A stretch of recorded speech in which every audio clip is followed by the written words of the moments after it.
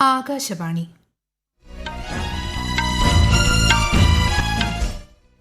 നമസ്കാരം. വാർത്തകൾ വായിക്കുന്നത് ഗീതു പ്രകാശ്.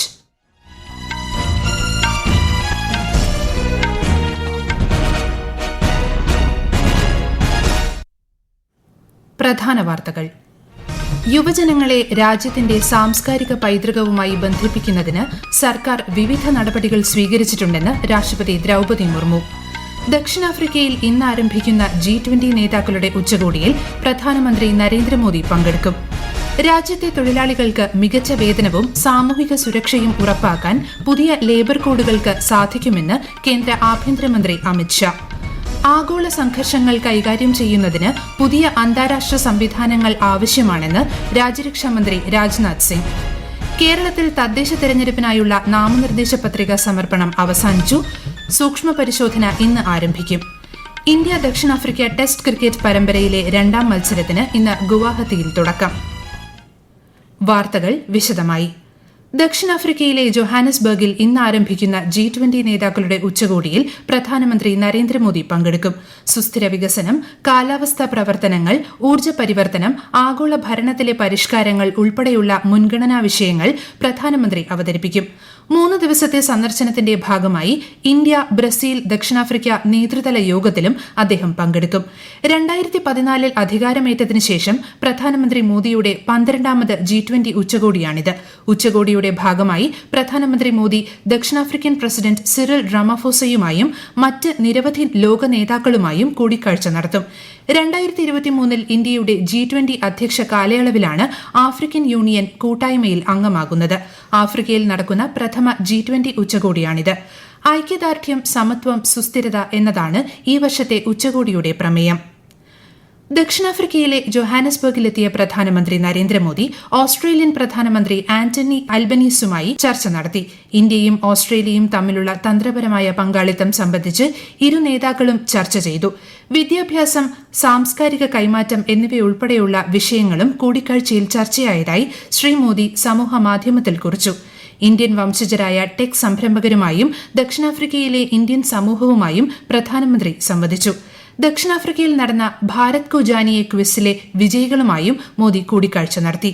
ഇന്ത്യയും ദക്ഷിണാഫ്രിക്കയും തമ്മിലുള്ള സൌഹൃദത്തിന്റെ ചരിത്രപരമായ ബന്ധങ്ങൾ പരിപോഷിപ്പിക്കുന്നതിൽ ഇന്ത്യൻ പ്രവാസികളുടെ സംഭാവനയെ പ്രധാനമന്ത്രി അഭിനന്ദിച്ചതായി വിദേശകാര്യ മന്ത്രാലയം അറിയിച്ചു. യുവജനങ്ങളെ രാജ്യത്തിന്റെ സാംസ്കാരിക പൈതൃകവുമായി ബന്ധിപ്പിക്കുന്നതിന് സർക്കാർ വിവിധ നടപടികൾ സ്വീകരിച്ചിട്ടുണ്ടെന്ന് രാഷ്ട്രപതി ദ്രൌപദി മുർമു. തെലങ്കാനയിലെ സെക്കന്ദരാബാദിൽ രാഷ്ട്രപതി നിലയത്തിൽ നടന്ന ഭാരതീയ കലാമഹോത്സവത്തിന്റെ 2ാം പതിപ്പ് ഉദ്ഘാടനം ചെയ്യുകയായിരുന്നു രാഷ്ട്രപതി.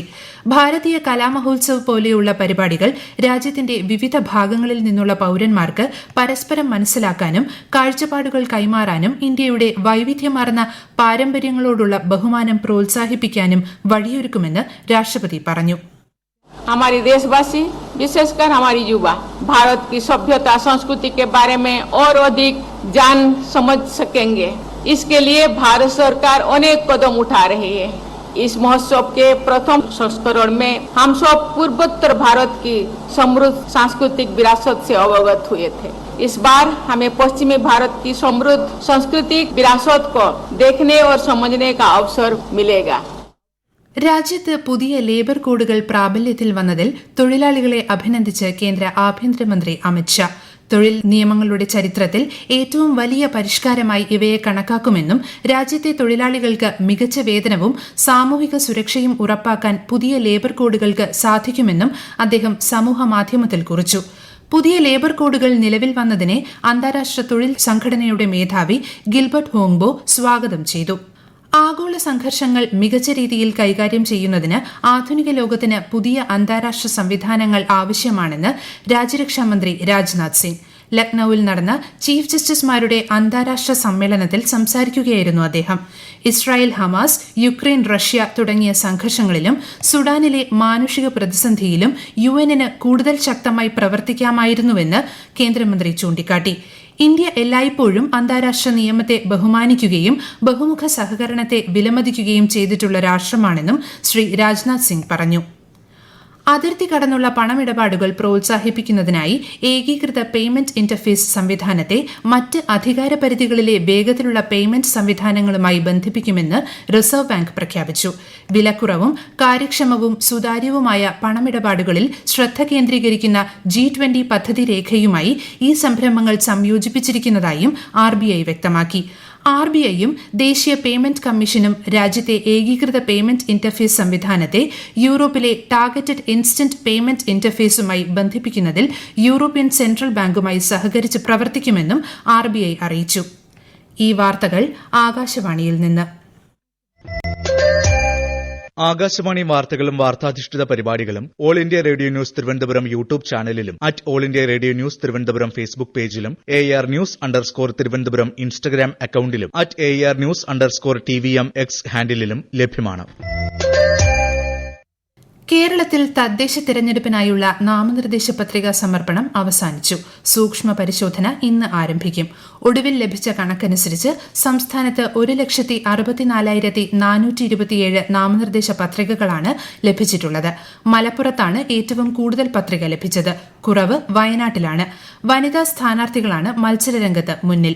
57,227 വനിതകൾ നാമനിർദ്ദേശ പത്രിക സമർപ്പിച്ചപ്പോൾ 51,352 പുരുഷ സ്ഥാനാർത്ഥികളാണ് തദ്ദേശ തെരഞ്ഞെടുപ്പിൽ ഇതുവരെ പത്രിക സമർപ്പിച്ചിട്ടുള്ളത്. പത്രിക പിൻവലിക്കാനുള്ള അവസാന ദിനമായ തിങ്കളാഴ്ചയ്ക്ക് ശേഷം അന്തിമ മത്സരചിത്രം തെളിയും. തീവ്ര വോട്ടർ പട്ടിക പരിഷ്കരണവുമായി ബന്ധപ്പെട്ട് മുഖ്യ തെരഞ്ഞെടുപ്പ് ഓഫീസറുടെ നേതൃത്വത്തിലുള്ള രാഷ്ട്രീയ പാർട്ടി പ്രതിനിധികളുടെ യോഗം ഇന്ന് രാവിലെ തിരുവനന്തപുരത്ത് നടക്കും. ദേശീയ സംസ്ഥാന പാർട്ടികളുടെ പ്രതിനിധികൾ യോഗത്തിൽ പങ്കെടുക്കും. തദ്ദേശ തെരഞ്ഞെടുപ്പ് പൂർത്തിയാകുന്നതുവരെ SIR നടപടികൾ മാറ്റിവെക്കണമെന്നാവശ്യപ്പെട്ടുള്ള ഹർജികളിൽ സുപ്രീംകോടതി കേന്ദ്ര തെരഞ്ഞെടുപ്പ് കമ്മീഷന് നോട്ടീസ് അയച്ചു. കേരള സർക്കാരും CPM, കോൺഗ്രസ്, മുസ്ലിം ലീഗ് തുടങ്ങിയ രാഷ്ട്രീയ പാർട്ടികളും സമർപ്പിച്ച ഹർജികളിലാണ് കോടതി നിർദ്ദേശം.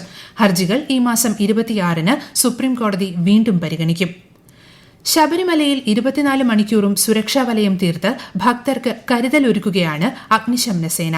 സോപാനം, മാളികപ്പുറം, ഭസ്മക്കുളം, നടപ്പന്തൽ, ശരംകുത്തി, മരക്കൂട്ടം, പാണ്ടിത്താവളം, KSCB, കൊപ്രാക്കളം എന്നിങ്ങനെ വിവിധ സ്ഥലങ്ങൾ ഫയർ പോയിന്റുകളായി പ്രവർത്തിക്കുന്നുണ്ട്. ഇതോടൊപ്പം അരവണ കൌണ്ടറിനടുത്തായി ഫയർ ആൻഡ് റെസ്ക്യൂ വിഭാഗത്തിന്റെ പ്രധാന കൺട്രോൾ റൂമും പ്രവർത്തിക്കുന്നുണ്ട്. 86 പേരടങ്ങുന്ന സംഘത്തെയാണ് മരക്കൂട്ടം മുതൽ സന്നിധാനം വരെ വിന്യസിച്ചിട്ടുള്ളത്. അപകട സാധ്യതയുള്ള എല്ലാ സ്ഥലങ്ങളിലും തീർത്ഥാടനം ആരംഭിച്ചതു മുതൽ നിരന്തരമായ ഫയർ ഓഡിറ്റിംഗ് നടത്തിവരുന്നുണ്ടെന്ന് ജില്ലാ ഫയർ ഓഫീസർ S. സൂരജ് പറഞ്ഞു. വിവിധ സ്ഥലങ്ങളിലായി സന്നിധാനത്തെ വിവിധ പോയിന്റുകളായിട്ട് തരംതിരിച്ചാണ് ഡ്യൂട്ടിക്കായിട്ട് നിയോഗിച്ചിട്ടുള്ളത്. അഗ്നിരക്ഷാ വീക്ഷണത്തിലുള്ള എല്ലാ സംവിധാനങ്ങളും നമ്മളിവിടെ ക്രമീകരിച്ചിട്ടുണ്ട്. എല്ലാ തരത്തിലുള്ള ഫയറും ടാക്കിൾ ചെയ്യുന്നതിനുള്ള സംവിധാനങ്ങൾ ഞങ്ങളുടെ കൈവശമുണ്ട്. അത് കൂടാതെ തന്നെ അഗ്നിശമന രക്ഷാപ്രവർത്തനത്തിനുള്ള എല്ലാ ഉപകരണങ്ങളും ഇവിടെ കേന്ദ്രീകരിച്ചിട്ടുണ്ട്. ഇന്ത്യ ദക്ഷിണാഫ്രിക്ക ടെസ്റ്റ് ക്രിക്കറ്റ് പരമ്പരയിലെ രണ്ടാം മത്സരം ഇന്ന് രാവിലെ 9-ന് ഗുവാഹത്തിയിൽ ആരംഭിക്കും. വിക്കറ്റ് കീപ്പർ ബാറ്റർ ഋഷഭ് പന്താണ് ഇന്ത്യയെ നയിക്കുന്നത്. പരിക്കിനെ തുടർന്ന് സ്ഥിരം ക്യാപ്റ്റൻ ശുഭ്മാൻ ഗിൽ മത്സരത്തിൽ കളിക്കുന്നില്ല. 2 മത്സരങ്ങളുള്ള പരമ്പരയിലെ ആദ്യ ടെസ്റ്റിൽ ദക്ഷിണാഫ്രിക്കയ്ക്കായിരുന്നു വിജയം. ഇൻഡോറിൽ നടക്കുന്ന സ്ക്വാഷ് ഇന്ത്യൻ ഓപ്പണിന്റെ വനിതാ ഫൈനലിൽ ഇന്ന് അനാഹത് സിംഗ് ജോഷ്ന ചിന്നപ്പയെ നേരിടും. സെമി ഫൈനലിൽ അനാഹത് അയർലൻഡിന്റെ ഹന്ന ക്രേഗിനെയും ജോഷ്ന ഈജിപ്തിന്റെ നദേലിയൻ എൽഹാമിയെയും പരാജയപ്പെടുത്തിയാണ് ഫൈനലിൽ പ്രവേശിച്ചത്. കേരളത്തിൽ നാളെ വരെ ഒറ്റപ്പെട്ട ശക്തമായ മഴയ്ക്ക് സാധ്യത. ഇന്ന് തിരുവനന്തപുരം, പത്തനംതിട്ട, കോട്ടയം, ഇടുക്കി ജില്ലകളിൽ കേന്ദ്ര കാലാവസ്ഥാ വകുപ്പ് മഞ്ഞ ജാഗ്രത പ്രഖ്യാപിച്ചു. നാളെ തിരുവനന്തപുരം മുതൽ എറണാകുളം വരെയുള്ള ജില്ലകളിൽ മഞ്ഞ ജാഗ്രതയാണ്. ഭീമാപ്പള്ളി ഉറൂസ് പ്രമാണിച്ച് തിരുവനന്തപുരം നഗരസഭാ പരിധിയിലുള്ള എല്ലാ വിദ്യാഭ്യാസ സ്ഥാപനങ്ങൾക്കും സംസ്ഥാന സർക്കാർ സ്ഥാപനങ്ങൾക്കും ഇന്ന് അവധി. മുൻ നിശ്ചയിച്ചിട്ടുള്ള പൊതുപരീക്ഷകൾക്ക് മാറ്റമില്ല. പ്രധാന വാർത്തകൾ വീണ്ടും.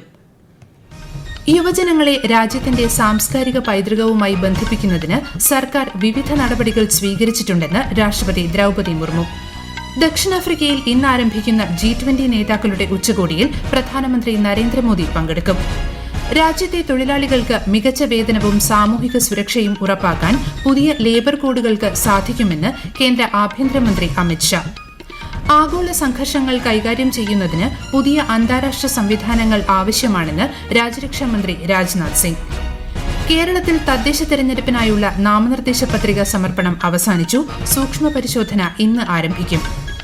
ഇന്ത്യ ദക്ഷിണാഫ്രിക്ക ടെസ്റ്റ് ക്രിക്കറ്റ് പരമ്പരയിലെ രണ്ടാം മത്സരത്തിന് ഇന്ന് ഗുവാഹത്തിയിൽ തുടക്കം. വാർത്തകൾ കഴിഞ്ഞു. അടുത്ത വാർത്താ പ്രക്ഷേപണം ഉച്ചയ്ക്ക് 12:30.